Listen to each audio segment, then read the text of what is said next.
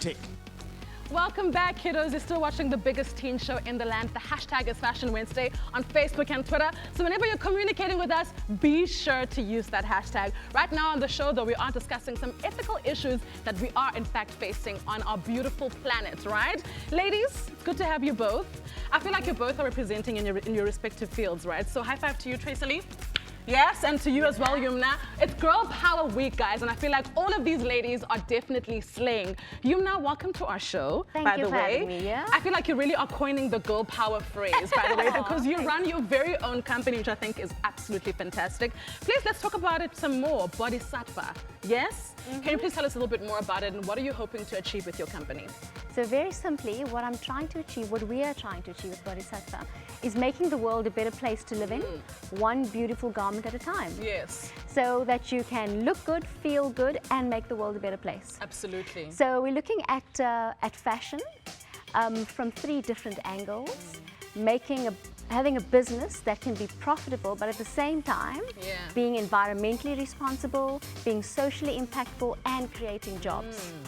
And you work primarily, prominently actually with women-owned businesses, yeah? Can you please talk to us a little bit more about that? Why did you choose that particular route? Well, I try to support women as much as I can. Yeah. So as a start, I mean, you can look at the designs of my clothes. Yes. Some of that is artwork that I've done, so artwork that I've worked with other artists on, and that's a woman, it's a female artist. The seamstress that I use is a woman who has 3 children, and on her salary alone has put her children through university and school. Oh, wow. So, I mean, I think we know that if you empower women, you can just make the world a better place. Absolutely. Women just care about the whole community. So that's why I've undertaken, and women have not been supported in the past.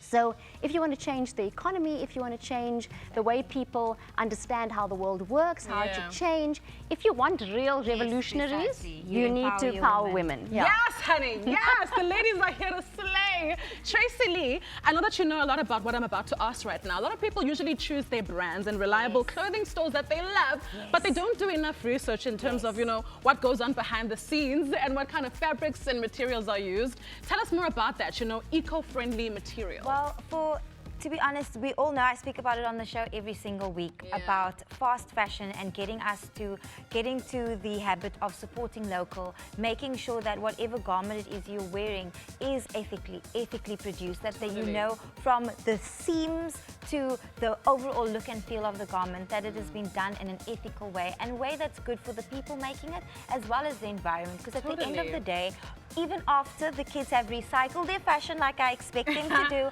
and there's nothing more that can be achieved anymore, it's going to end up in wastage, it's going to end up in a dump. And at the end of the day, these chemically based fabrics emit pollution, and it's causing a dire state in some of the third world countries where most of the time these fabrics are just dumped. So I find that it's really, really important that you're going organic, you're going with reputable brands with regards to your fabric, especially our South African designers. Don't just go and get fabric anywhere. Make sure that you are getting ethically produced fabric as well. Totally. Is there a reason why, these retailers are going for the non-eco-friendly route? Is because it's cheaper? It's cheaper. Yeah. Basically, in a nutshell, it's cheaper, and unfortunately, the world is bottom line driven.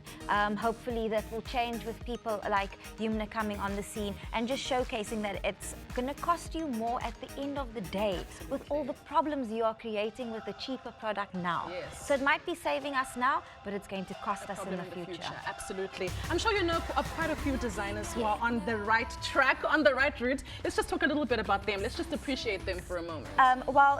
For me, I'm a big Stella McCartney fan. Not only because I love her clothing, but I find that she could have gone the easy route. She could have ignored all the problems that is being faced, because she has such a huge platform, and she's used it to vocalize not only in her own line, but everybody else that she's inspiring with regards to ethical fashion.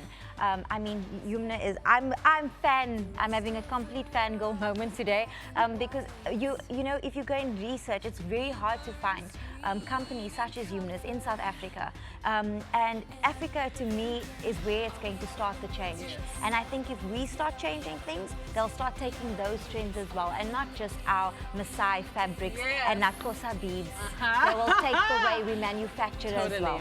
And you'll be surprised to see just how many South African ethical fashion labels there are. In fact, we've started, a team of us have started a group called Fashion Revolution South Africa. Of course, there's Fashion Revolution globally, but we've started Fashion Revolution South Africa, and you get great brands like Lelesso.